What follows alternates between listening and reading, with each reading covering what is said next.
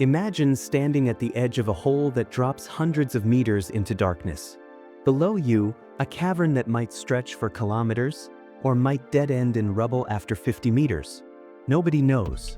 No human has ever descended. No robot has ever returned images from the floor. We keep hearing a city under the moon, but what if the first rover proves the tunnel is broken into dead ends? That single question sits at the center of one of the most ambitious ideas in space exploration, that ancient volcanic tubes beneath the lunar surface could shelter not just astronauts, but eventually a permanent human settlement. The physics are seductive, the engineering is brutal, and the gap between what we think is down there and what we know is down there is still absolute darkness. For 60 years, every lunar mission has faced the same three enemies: radiation, temperature extremes, and micrometeorites. The surface offers no protection from any of them. Cosmic rays pass through aluminum walls. Solar particle events can deliver lethal doses in hours. Surface temperatures swing from around 127 degrees Celsius in daylight to negative 173 in shadow, a 300-degree range that stresses every seal, every joint, every material interface. And the micrometeorites never stop. Beneath the surface, those problems become more manageable. 10 meters of regolith could block a significant portion of galactic cosmic radiation, perhaps 80 to 90% estimate, according to some models, though the exact shielding factor depends on composition and density. Subsurface temperatures appear far more stable than the surface, likely settling somewhere between negative 20 and negative 30 Celsius estimate, based on thermal modeling, though direct measurements at candidate lava tube sites remain unknown. The range is less important than the stability. No wild swings, no thermal shock cycling your equipment twice a month. But here's what the rock doesn't give you: atmosphere. A lava tube is not a habitat. It's a potential shell. You still need pressure vessels inside, sealed structures, airlocks, life support. The basalt walls might protect you from radiation and debris, but they won't hold air. Everything that keeps humans alive must still be built, installed, and maintained. The moon may have created the framework billions of years ago when volcanic eruptions sent rivers of molten basalt flowing across the surface. As the outer layers cooled and hardened, lava continued draining beneath, leaving hollow tubes behind. On Earth, these structures collapse over geological time. On the moon, with 1/6 gravity and no weather, they might persist indefinitely. Remote sensing suggests some of these voids could be large, potentially hundreds of meters wide, kilometers long, though those figures remain estimates disputed by some researchers. We have detected pits. We have measured gravity anomalies consistent with subsurface voids. We have not directly observed the interior of a single tube. Before any habitat, before any human presence, robotic missions must answer basic questions. Does the pit connect to an intact tube or just a collapsed ceiling? How stable are the walls?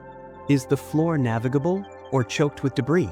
A rover descends on a tether and immediately faces a problem that reveals itself in something as mundane as bearings and cables.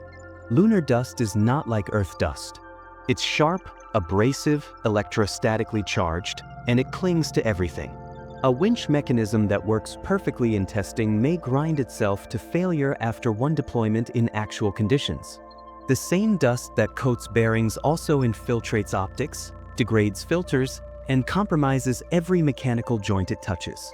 Success at Phase 1 means confirmed imagery of an accessible void with stable walls. Failure means starting the search over at a different pit, and there aren't many candidates. Assuming the cave is real and reachable, Phase 2 begins, robots preparing for humans. But you're not just setting up equipment in an empty room. You're building pressure-sealed structures inside a vacuum environment, running cables through rock, and establishing power systems that must work flawlessly before anyone arrives. The habitat isn't threatened by a meteorite first, it's threatened by something smaller, a seal you can't inspect fast enough. O-rings, gaskets, adhesives, check valves, the components that never make headlines but define every pressurized environment. In vacuum, with temperature cycling at every airlock use, these materials degrade. A slow leak doesn't announce itself. It accumulates. And here's where systems interlock in ways that punish you. A small air leak means your compressors work harder, which draws more power, which strains your batteries, which limits your ability to run the scrubbers that remove CO2. One failing seal cascades through everything. Radio waves don't penetrate rock. Any underground habitat needs physical cable connections to surface relays or a network of repeaters through access tunnels. Lose that cable. A rockfall, a thermal fracture, simple wear, and you've lost contact with Earth until someone goes outside to fix it. Every additional link is another failure point waiting. Even if the cave is real, one system decides whether anyone survives the first 14-day night. Power. The best tunnels and the best sunlight aren't in the same place. So which problem do you choose to live with? Polar regions offer near-continuous illumination on certain peaks, but we haven't identified promising lava tube candidates there. Equatorial regions have the pits we photographed, and 2 weeks of unbroken darkness every month. Solar panels with battery storage could theoretically bridge the night, but the mass requirements appear severe. Current battery chemistries might require on the order of hundreds of tons, estimate, of storage capacity for a small outpost to survive lunar night, though that figure carries wide uncertainty depending on efficiency assumptions and crew size. Battery chemistry degrades with each cycle. Replacement cells become a permanent logistics burden.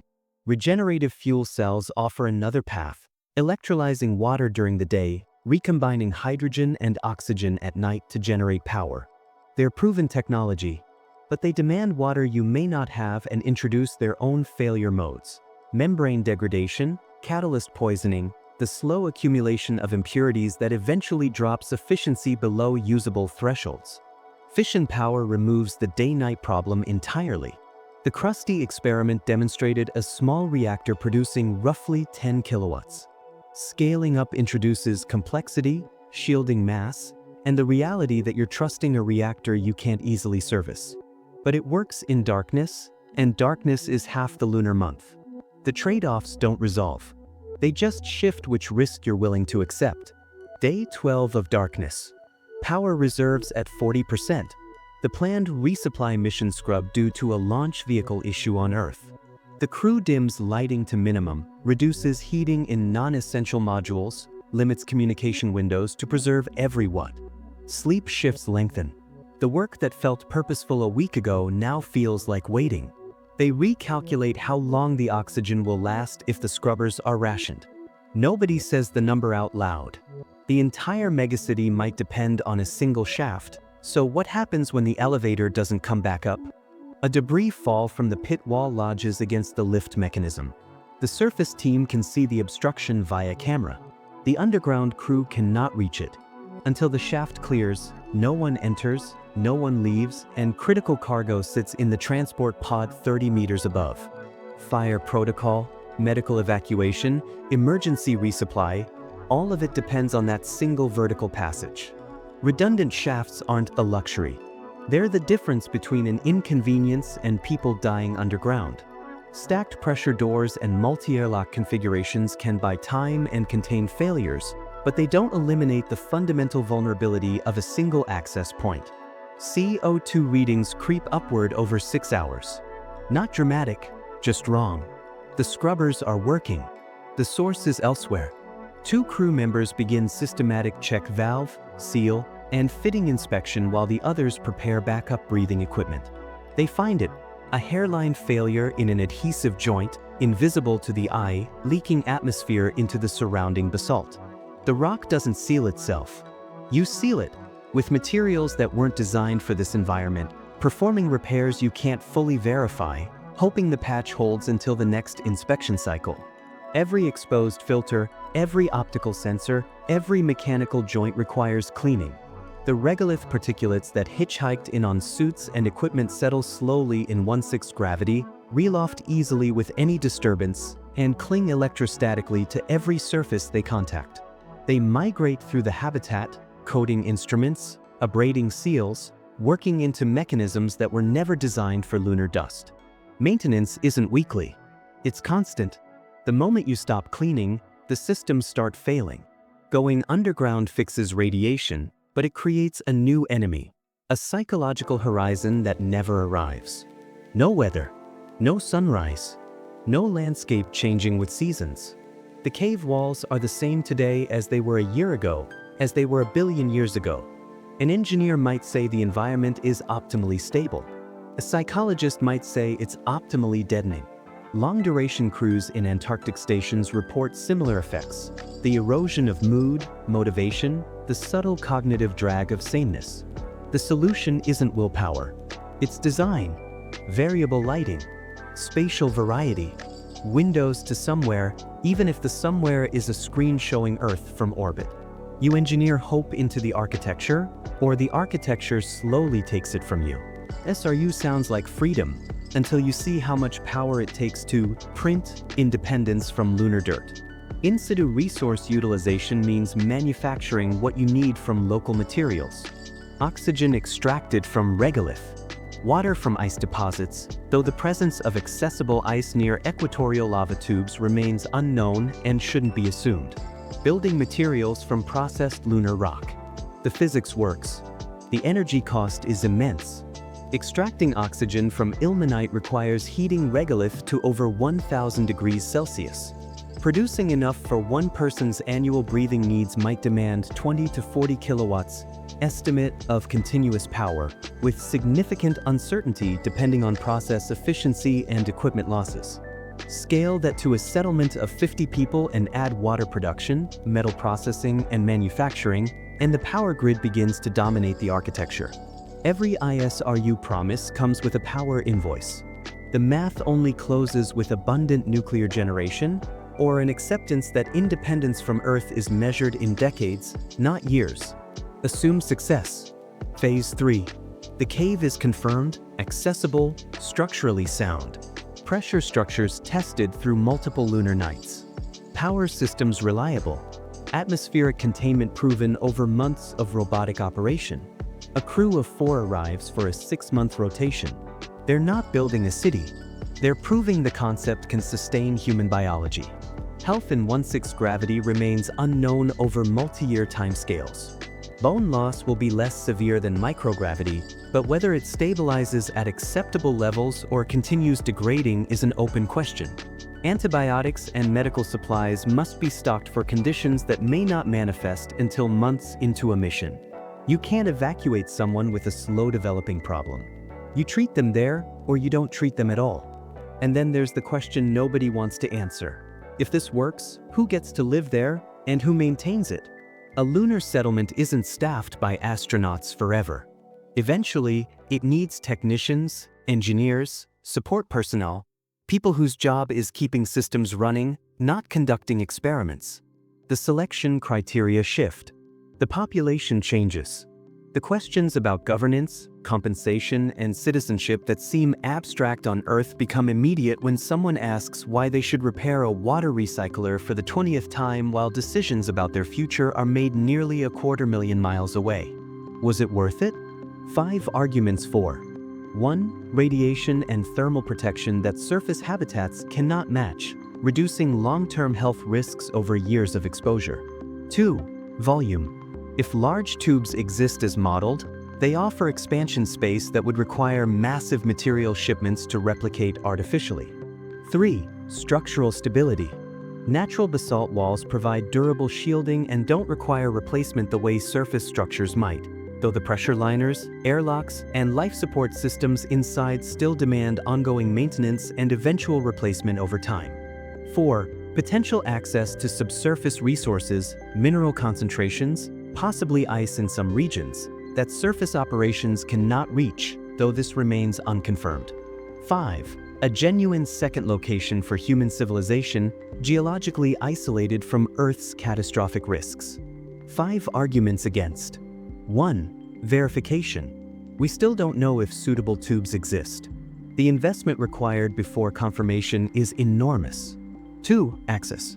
Every shaft is a single point of failure, a contamination pathway, an engineering problem without easy solutions. 3. Power.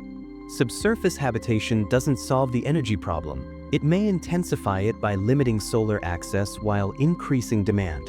For psychology, humans evolved under open sky. Long-term underground dwelling has unknown cognitive and social effects that no simulation can fully predict. 5. Escape. A surface emergency might allow suited evacuation in multiple directions. Underground, you leave through the shaft or you don't leave. The honest answer is that we don't yet know if this works, and the only way to find out is a methodical, decades-long program of robotic investigation followed by cautious human trials. The lunar tubes might become humanity's first off-Earth city. They might prove to be geologically unstable, logistically impractical, or psychologically intolerable.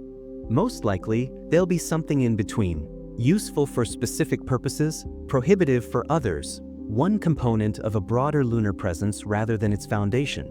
Hundreds of meters of darkness below a pit on the moon. Maybe it opens into a cathedral of basalt, stable for 1 billion years, waiting for lights and air and the sound of human voices. Maybe it's rubble, sealed off, geologically worthless. We won't know until we go. What we do know is that the path from here to a city beneath the surface isn't paved with breakthroughs. It's paved with seals that hold, filters that don't clog, batteries that survive one more night, engineers solving problems that will never make anyone famous but will determine whether anyone survives. The moon doesn't care if we come. It offers no welcome and no warning. Just rock, vacuum, and the patient indifference of a world that has never known life. If we build something there, something that lasts, it won't be because the moon was kind. It will be because we were careful.